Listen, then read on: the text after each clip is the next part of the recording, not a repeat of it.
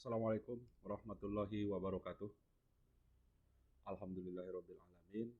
Di kesempatan ini saya bisa merekam pertemuan yang kemarin sudah saya sampaikan di kelas yang lain, wabil khusus untuk mahasiswa yang ada di Undir, untuk memudahkan akses dalam memahami beberapa materi perkuliahan, yaitu pertemuan satu dan pertemuan kedua, di mana kita ada dua materi, yaitu tentang berkenalan dengan logika dan kebenaran dan asas-asasnya. Nah, di kesempatan ini saya perlu menyampaikan kepada Anda bahwa saya minta maaf, saya tidak bisa memenuhi waktu kemarin, tidak bisa hadir di Bondir karena ada suatu hal yang harus saya selesaikan di Lombok Timur, dan saat ini saya mengambil video ini berada di rumah yang di Lombok Timur. Alhamdulillah ada waktu, saya bisa merekam proses perkuliahan ini agar Anda bisa tonton, bisa mengikuti perkuliahannya, dan untuk presensinya tentunya saya sudah siapkan di Learning Management System. Anda bisa dapat absen di sana. Pertemuan kemarin ada beberapa sih mahasiswa yang dari selatan atau dari Bondir yang datang ke Mataram, tapi masih ada beberapa mahasiswa yang ada di Bondir. Oleh karena itu saya mengakomodir proses perkuliahan ini dengan metode ini dan memanfaatkan media ini. Baik, kita langsung ke pokok materi, yaitu tentang berkenalan dengan logika. Ini pertemuan pertama yang belum sempat saya bahas kemarin.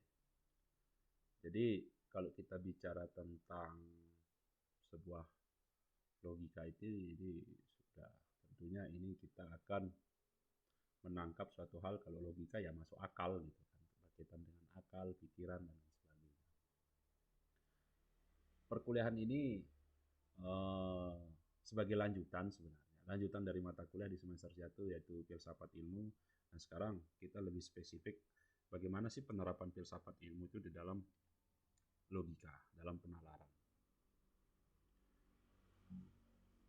Untuk lebih mengetahui terkait dengan materinya, tujuan dilaksanakannya perkuliahan ini dengan materi ini, yang pertama yaitu kita di sini akan menjelaskan, tujuannya ini Anda mampu nanti diharapkan menjelaskan definisi logika serta hubungan logika dengan ilmu pengetahuan. Yang kedua, menjelaskan urgensi logika dan pengembangan ilmu pengetahuan. Yang ketiga, menjelaskan tujuan dan manfaat logika dalam pendidikan.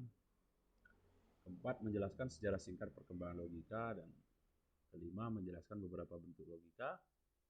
Dan yang keenam, menjelaskan beberapa faktor yang menyebabkan kesalahan kita dalam berpikir. Baik, logika itu asal katanya dari logos, ini bahasa Yunani ya, logos, perkataan atau hasil pertimbangan akal, pikiran yang diutarakan lewat kata dan dinyatakan dalam suatu ucapan atau bahasa. Dia adalah satu cabang ilmu filsafat, sehingga logika atau logikos dimaknai sebagai sesuatu yang diutarakan berdasarkan pertimbangan akal, kata, percakapan, atau yang berkenan dengan ungkapan lewat bahasa. Itu logika. Ada beberapa menurut ahli di sini untuk mendefinisikan logika. Logika itu sebagai metode dan prinsip yang digunakan untuk membedakan alasan atau argumen yang benar dengan alasan yang salah. Ini menurut Copy dan Cohen 1990. Logika merupakan cabang filsafat yang mempelajari, menyusun, mengembangkan, dan membahas asas-asas aturan-aturan formal, prosedur-prosedur, serta kriteria yang sahih bagi penalaran demi mencapai kebenaran yang dapat dipertanggungjawabkan secara rasional. Ini menurut Lafar ya, dipertanggungjawabkan secara rasional. Kalau menurut Sukijo, logika itu suatu metode atau teknik yang diciptakan untuk meneliti ketepatan menalar. Itu menurut Sukijo. Nah, manfaat kita berlogika bagi kehidupan kita sehari-hari, ya, ini jelas memberikan kita pertolongan pada diri kita untuk mengembangkan pola berpikir secara lurus, benar atau sahih sesuai dengan kaidah berpikir logis, supaya kita tidak berpikir macam-macam gitu. Artinya kita tidak usah berpikir yang aneh-aneh, berpikir yang tidak logis. Membantu kita sebagai manusia untuk menyelaraskan dan menggunakan prinsip-prinsip abstrak yang ada atau yang diterapkan pada semua disiplin ilmu pengetahuan untuk menyusun kesimpulan mengenai suatu fenomena yang sedang dijelaskan. Ketiga itu sebagai jembatan filsafat dalam ilmu pengetahuan. Keempat, meningkatkan kemampuan berpikir individu sesuai disiplin keilmuan yang logis, objektif, dan sistematis. Kelima, mengembangkan kemampuan imajinatif, kreatif, inovatif. Keenam, membangun sikap mental individu yang cakap, tepat, kritis, dan objektif. Selanjutnya, mengembangkan daya intuisi individu dengan mengembangkan nalar yang runtut, rasional, dan logis. Supaya kita bisa berpikir runtut, rasional, logis. Artinya runtut tidak kemana-mana, tidak loncat-loncat. Meningkatkan daya inquiry, yang terakhir meningkatkan daya inquiry atau daya problem solving kita untuk penyelesaian masalah. Nah, jenis-jenis logika ada logika formal, ada logika material. Kalau formal itu minor, ya, deduktif. Kalau logika material, induktif. Ini tokohnya Aristoteles. Jadi hanya berkonsentrasi pada bentuk, tidak memperhatikan apakah suatu premis benar atau salah dalam kenyataan. Nah, ada menurut Immanuel Kant di sini kan, yang lebih kekinian Immanuel Kant. Dia ciri-cirinya sangat memperhatikan relasi premis dengan kenyataannya. Nah, kalau logika formal ini fokusnya mengkaji tentang benar dan salah. Yang kedua, membahas pengetahuan bersifat umum dan khusus. Ketiga, mengkaji makna definisi keputusan kebenaran penalaran silogisme. Nah, kalau material, jelas ya, induktif itu dari khusus ke umum, kalau deduktif itu dari umum ke khusus. Fokusnya kalau material ini yang induktif, kalau menurut Immanuel Kant, membicarakan isi pengetahuan, sumber-sumber pengetahuan, kemungkinan terwujudnya pengetahuan dan batasannya. Dia juga mempersoalkan materi, bahan-bahan yang menghubungkan dengan realita, menilai hasil logika formal dan mengujinya, menekankan pada unsur isi substansi, sebuah pengertian, putusan, dan konklusi. Nah, sejarah singkatnya Aristoteles. Yang pertama dalam pengetahuan analitikanya, tahunnya 384-322, kalau sebelum Masehi itu dihitung secara mundur ya. Ada Theophastrus masih sebelum Masehi, di sini formulasi pengertian sebuah definisi. Ada Cicero abad ke-1 Masehi, pertama istilah logika atau seni berdebat. Porphyry ini sudah Masehi, Eisagoges namanya, kategori atau klasifikasi. Alexander Aphrodiasias abad ke-3 Masehi, logika dalam istilah sekarang. Nah, perkembangan ilmu logika itu berada pada logika tradisional, dan yang saat ini yang sering kita baca itu adalah logika modern yang ada di logika matematika. Tapi logika tradisional itu ya sama dengan logika modern gitu ya, sama prinsipnya. Nah, sekarang ini kita lebih banyak mengulas menggabungkan, memblendedkan antara logika tradisional dan logika modern. Kalau logika tradisional itu biasanya menganalisis bahasa kita, menganalisis bahasa. Kalau modern itu sudah mulai menerapkan prinsip-prinsip matematika, fakta-fakta objektif menggunakan lambang atau simbol non bahasa. Misalnya A plus B sama dengan C, A lebih dari B, A sama dengan C gitu. Nah, sedikit untuk penyebab kesalahan berpikir. Ada menurut Sir Francis Bacon 1561-1626, kita salah berpikir itu karena idola kesukuan, terlalu menggambarkan kesukuan. Nah, kalau kita berbicara tentang idola kesukuan ini, tentunya kita melibatkan kepentingan ras, suku, atau bangsa. Sehingga kerap kita itu membanggakan hal semacam ini. Saya ras A, ras B, suku A, suku B, bangsa A, bangsa B, itu kita mulai sesat dalam berpikir. Yang kedua, ada idola gua atau kendang atau egosentrisme atau merasa paling benar. Itu kalau orang merasa paling benar, salah. Biasanya apa? Sesat. Berpikirnya itu nggak jelas ya. Idola pasar. Yang biasa yang sekarang seperti orang Islam bermakna ganda ya, penggunaan kata-kata ambigu bermakna, yo kamu orang Islam, orang radikal gitu, orang komunis, gerakan ekstrim. Nah, ini keseringan menuduh hal seperti itu, kita sudah mulai sesat dalam berpikir. Idola panggung atau sikap fanatik. Ya, fanatik dalam siapapun, fanatik dalam artis, fanatik dalam ini gitu. Kalau sudah artis, walaupun salah artis itu tetap dibela, itu loh yang ada itu. Berarti kita sudah salah dalam berpikir. Baik, kita di sini dulu untuk pertemuan pertama. Silahkan nanti saya sudah siapkan materi asinkronusnya melalui LMS. Anda bisa diskusi di sana, menjawab pertanyaan saya. Ada 2 pertanyaan saya ajukan di LMS. Anda bisa komentar di sana sesuai dengan materi di pertemuan pertama ini. Adapun nanti untuk yang kedua, materi yang kedua, coba diperhatikan di LMS. Kita selanjutnya ke materi yang kedua.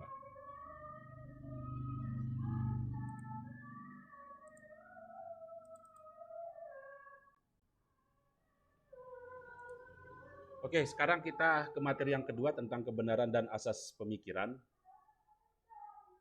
Nah, tujuan kita perkuliahan kita ini membahas materi ini adalah menjelaskan definisi kebenaran dan jenis-jenis kebenaran, menjelaskan beberapa metode mendapatkan kebenaran, menjelaskan asas berpikir dalam logika, menjelaskan asas-asas tersebut dalam contoh sederhana saat menjelaskan sebuah fenomena. Bicara tentang kebenaran itu diartikan sebagai keadaan yang sesuai dengan keadaan hal yang sesungguhnya. Kebenaran itu diartikan sebagai keadaan yang sesuai dengan keadaan atau hal yang sesungguhnya. Itu kebenaran. Adapun kebenaran di sini menurut Fardiansah, dia mendefinisikan kebenaran itu sebagai kebenaran sebagai kesesuaian pengetahuan dan objek, pendapat atau perbuatan seseorang yang sesuai dengan orang lain dan tidak merugikan diri kita sendiri, Jelas kebenaran itu lawannya kekeliruan gitu. Atau pengetahuan yang tidak sesuai dengan objek gitu. Misalnya Anda melihat 5 buah apel di atas meja, itu pengetahuan. Tetapi sebenarnya apel itu ada 6 buah gitu. Nah, kebiasaannya kita itu keliru. Itu keliruan. Karena tidak sesuai dengan objek. Ragam kebenaran, ada yang pertama kebenaran objektif, kebenaran subjektif. Kita sedikit membahas kebenaran objektif.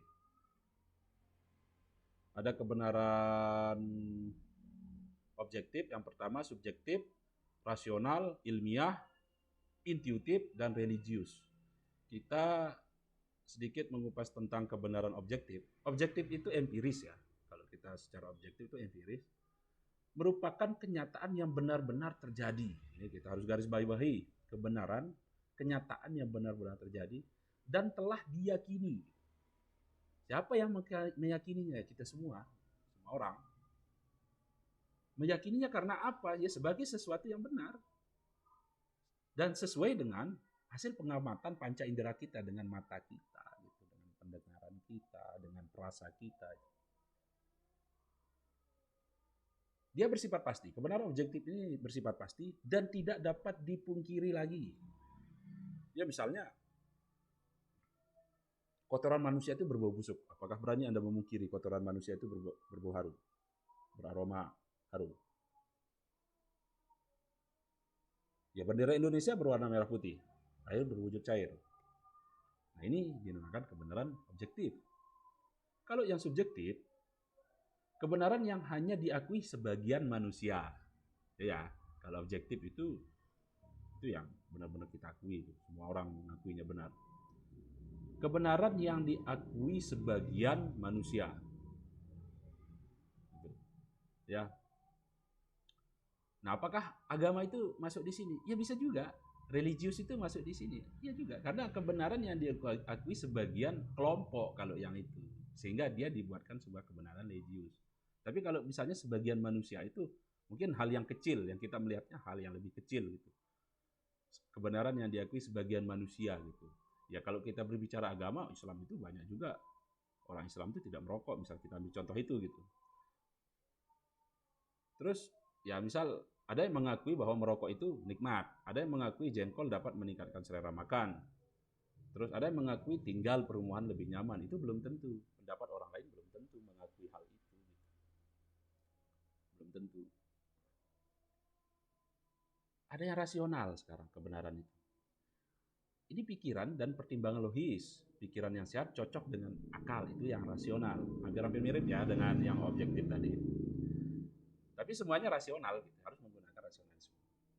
Kalau rasionalisme ini pandangan bahwa kita mengetahui apa yang kita pikirkan dan bahwa akal mempunyai kemampuan untuk mengungkapkan sebuah kebenaran dengan diri sendiri atau bahwa pengetahuan diperoleh dengan membandingkan sebuah ide. Nah, bedanya apa dengan yang objektif dengan yang subjektif kalau kita melihat dari rasional ini? Bedanya apa gitu dengan yang objektif? Bedanya di sini ada pengakuan gitu. Kalau yang objektif itu pengakuan dari keseluruhan orang, artinya ide kita itu sama. Pikiran kita itu sama dengan pemikiran orang-orang lain. Seperti contoh tadi ya.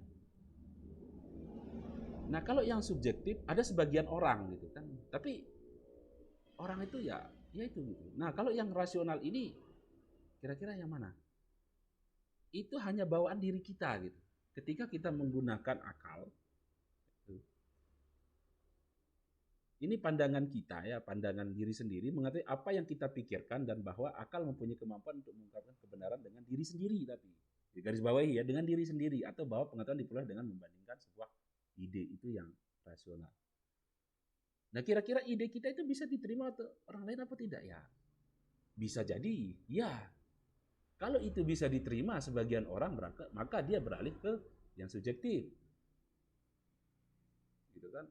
Kalau itu semua orang mengakuinya kebenaran kita itu ya bisa objektif. Bisa objektif gitu kan. Tapi bagaimana Pak subjektif itu bisa beralih ke objektif? Nah, ini yang nggak sulit. Hal yang subjektif bisa menjadi objektif ini butuh pengakuan yang lebih luas oleh semua manusia gitu. Tapi harus diakui kebenaran itu yang memang kebenaran itu benar-benar harus punya dukungan gitu kan. Artinya dukungan apa ya, kesepakatan bersama di seluruh dunia gitu kan, bahwa oh ini benar, tidak ada bantahan lagi dari ide-ide kita itu, tidak ada yang sanggup membantahnya lagi gitu. Tidak ada yang bisa membantahnya lagi. Itu kebenaran yang objektif. Itu agak sulit yang subjektif. Tapi banyak teori itu masuk di mana? Masih dia subjektif karena ini sebagian orang yang mengakui teori itu adalah benar. Ilmiah bagaimana? Nah, ini ilmiah yang teori ya tadi. Adalah kebenaran yang muncul dari hasil penelitian ilmiah. Ini sebagian orang juga. Ini yang subjektif juga ini. Ini bagian dari subjektif. Misalnya bumi itu bulat dan tidak datar, air mendidih pada 100 derajat Celcius. Nah, ini kebenaran yang ilmiah. Tapi ini subjektif apa tidak? Ya subjektif. Ini masih sebagian orang gitu. Tapi paling tidak bisa juga dia objektif gitu kan kalau ilmiah. Ilmiah itu bisa mengarah ke yang objektif dan bisa mengarah yang subjektif. Ada hal-hal yang tertentu yang kita katakan kebenaran ilmiah itu objektif, seperti contoh bumi itu bulat dan tidak ada yang datar. Dan itu semua banyak yang mengakui. Bahkan kita seluruh dunia ini mengakui itu kebenaran yang objektif. Air mendidih pada 100 derajat ini berdasarkan hasil riset. Iya betul, semua orang mengatakan itu bisa objektif. Ada juga hal yang ilmiah yang masih subjektif, gitu kan. Hanya sebagian orang yang mengakui itu, tapi orang ini mengakui ini. Misal, ada penelitian tentang senjata gitu. Wah, senjata Rusia itu lebih canggih daripada senjatanya miliknya Amerika. Ini subjektif. Amerika belum tentu orang-orang Amerika mengakui senjatanya Rusia ini paling canggih gitu. Tapi bagaimana supaya dia berani objektif ya? Uji coba aja gitu. Nah ini butuh yang seperti itu. Intuitif itu kebenarannya suatu sarana untuk mengetahui secara langsung dan seketika unsur utama pengaruh. Unsur utama pengaruh adalah bentuk penghayatan langsung, pendekatannya melalui pengetahuan, yang diperoleh tanpa melalui proses penalaran tertentu. Intuitif bersifat personal dan tidak dapat diramalkan. Misalnya seseorang yang sedang memikirkan jawaban atas suatu pertanyaan atau masalah secara tiba-tiba menemukan jalan pemecahan dari masalah yang dihadapi atau secara tiba-tiba mendapatkan informasi mengenai peristiwa yang terjadi. Ini kiat bisnis tanpa modal gitu. Itu banyak bisa dibaca dari buku-buku gitu dengan dijabarkan dengan teknis-teknisnya seperti apa gitu. Itu intuisi masih, intuitif. Tapi belum tentu itu bisa berjalan dengan baik. Tapi kalau kita berpikir secara rasional, kita berpikir bahwa itu oh iya gitu kan, meyakinkan gitu. Ya bisa. Misal kita pakai contoh kiat bisnis tanpa modal itu ya bisa gitu kan. Ada gitu. Misalnya berbisnis atau menjadi makelar itu kan tanpa modal gitu. Tanpa modal uang maksudnya. Nah, kalau religius semua kita sudah tahu ini kebenaran yang bersumber dari ilahi atau melalui wahyu. Yang diperoleh melalui wahyu gitu. Nah, ini tidak cukup diukur dengan keingintahuan rasio individu, tapi dapat menjawab kebutuhan memberikan keyakinan gitu pada seluruh umat. Nah, ini kebenaran religius. Teori kebenaran ada beberapa yang bisa kita pahami tentang teori kebenaran. Di sini yang pertama adalah teori korespondensial. Yang dimaksud dari teori korespondensial ini yaitu benar jika materi pengetahuan yang dikandung pernyataan itu berkorespondensi atau berhubungan dengan objek yang dituju oleh pernyataan tersebut. Contoh, ya Kabupaten Lombok Barat terletak di Pulau Lombok, kan itu benar sesuai dengan objeknya. Teori konsistensi upaya pengujian atau tes atas kebenaran atau teori ilmiah. Kalau teori koherensi, suatu pernyataan dianggap benar jika pernyataan tersebut dianggap koheren atau tidak bertentangan dengan pernyataan lain yang sudah ada dan dianggap benar. Ada pragmatisme menguji kebenaran melalui metode project atau problem solving atau penyelesaian masalah. Ada kebenaran religius menggunakan wahyu bersumber dari Tuhan. Nah, ini kebenaran-kebenaran ini lebih melengkapi tentang objektif tadi, subjektif, terus intuisi, dan religius. Ini lebih melengkapi juga. Kita ke induksi dan deduksi.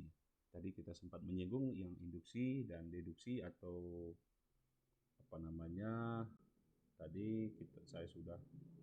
Tapi di yang pertama ya, yang di pertama itu di logika formal dan logika informal itu induksi dan deduksi. Induksi itu metode berpikir dengan menarik kesimpulan yang bersifat umum dari kasus-kasus atau yang bersifat individual. Contoh, pencuri yang tertangkap akhirnya di penjara. Itu khusus ya. Orang yang terbukti korupsi juga di penjara khusus. Perampok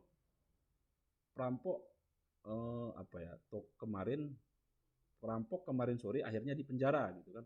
Toko kemarin akhirnya di penjara. Anak yang membunuh ibunya di penjara 5 tahun. Ini khusus lagi. Jadi karena induksi dari khusus ke umum, jadi umumnya apa ya, semua pelanggar hukum akan di penjara. Itu yang umum. Kalau deduksi, cara mendapat kebenaran dengan menggunakan pernyataan yang bersifat umum, simpulan umum dulu untuk melihat kasus yang bersifat khusus secara deduksi. Berarti dari umum ke khusus. Semua logam bila dipanaskan memuai. Tembaga adalah logam. Jadi tembaga bila dipanaskan memuai. Nah, itu yang khusus. Nah, Nah, ini gambarnya ya, induktif, deduktif. Induktif itu nanti kalau dia ke deduktif itu umum, deduktif jika dia ke induktif itu yang khusus. Azas-azas pemikiran ada pemikiran azas primer, ada azas sekunder. Gitu ya. Kalau azas primer itu azas identitas, azas kontradiksi, azas penyisian kemungkinan ketiga, azas alasan yang mencukupi. Gitu ya. Nah, azas identitas ini azas persamaan merupakan dasar semua pemikiran dan bahkan kasus pemikiran yang lain. Contoh, jika kita mengakui bahwa ada suatu benda yang namanya R, maka ia adalah R, bukan A, B, dan C. Yang kedua, azas kontradiksi itu perumusan negatif dari azas identitas. Perumusan negatif dari azas identitas. Contoh, Bowo lahir di Banyumas dan Cilacap, gitu kan. Ini standar ganda artinya. Ini agak membingungkan kalau kontradiksi itu. Azas penyisian kemungkinan ketiga tidak ada artinya jikalau ada keputusan yang kontradiksi. Tidak ada artinya jika ada keputusan yang kontradiktoris. Pastilah salah satu di antaranya salah dikarenakan keputusan yang satu akan mengalahkan keputusan yang lain. Itu akan keputusan yang satu mengalahkan keputusan yang lain. Contoh yang dijual di pasar hewan itu adalah ikan dan burung. Gitu kan? Yang dijual di pasar hewan itu adalah ikan dan burung. Keputusan yang satu akan mengalahkan keputusan lain. Keputusannya adalah pasar hewan, masa dia harus di hewan itu ikan dan burung. Jadi keputusannya adalah pasar hewan. Asas alasan yang mencukupi. Segala sesuatu yang ada memiliki alasan yang cukup untuk adanya atau sesuatu yang dapat dimengerti, tetapi jangan memperluas penerapan azas ini pada semua yang ada. Contoh, Badu dihukum karena mencuri, Badu jatuh karena daya tarik bumi. Jika terjadi perubahan mesti disebabkan adanya sesuatu keadaan yang mendahului. Ada sebab akibat. Yang sekunder di sini dipandang dari sudut isinya. Kita melihat dari sudut isinya dan azas. Kalau kita melihat dari sudut isinya dan dipandang dari sudut luasnya. Kalau melihat dari sudut isinya, itu ada azas kesesuaian, ada azas ketidaksesuaian. Jelas kalau yang sesuai itu contohnya ada dua hal yang sama, salah satunya sama dengan hal yang ketiga dan lain juga sama dengan yang ketiga. Contoh, semua perempuan adalah cantik, A sama dengan B, semua yang cantik berambut panjang, maka semua perempuan berambut panjang. A sama dengan B, B sama dengan C, A sama dengan C. Itu bisa dipahami. Azas ketidaksesuaian ada dua hal yang sama, tetapi salah satu diantaranya tidak sama dengan hal yang ketiga. Demikian yang lain tidak sama dengan yang ketiga. Contoh, jeruk berasa asam, A sama dengan B, rasa asam bukanlah pahit, B tidak sama dengan C, jadi jeruk tidak pahit, A tidak sama dengan C. Dipandang dari sudut luasnya, azas dikenakan semuanya dan azas dikenakan pada semuanya. Apa yang secara universal diterapkan pada seluruh lingkungan, suatu pengertian atau subjek jika boleh diterapkan pada semua bawahannya. Contoh, anjing adalah mamalia, mamalia memiliki hati, oleh karena itu semua anjing memiliki hati. Kalau azas dikenakan pada semuanya, apa yang secara universal tidak dapat diterapkan pada suatu pengertian atau subjek, jika tidak dapat diterapkan pada semua bawahannya. Contoh, anjing adalah mamalia, mamalia memiliki insang, oleh karena itu anjing tidak memiliki insang. Nanti dipahami ya. Mamalia memiliki insang karena dia tidak dapat diterapkan pada suatu pengertian atau juga tidak diterapkan pada semua bawahannya. Gitu. Oleh karena itu anjing tidak memiliki insang. Oke, sampai di sini nanti diskusinya Anda bisa lihat di LMS dan baca di sana ada tugas yang sudah saya berikan untuk Anda di LMS dikerjakan dan diupload. Itu dijawab tugasnya untuk pertemuan kedua. Mungkin itu saja hari ini videonya. Sekian dari saya. Assalamualaikum warahmatullahi wabarakatuh.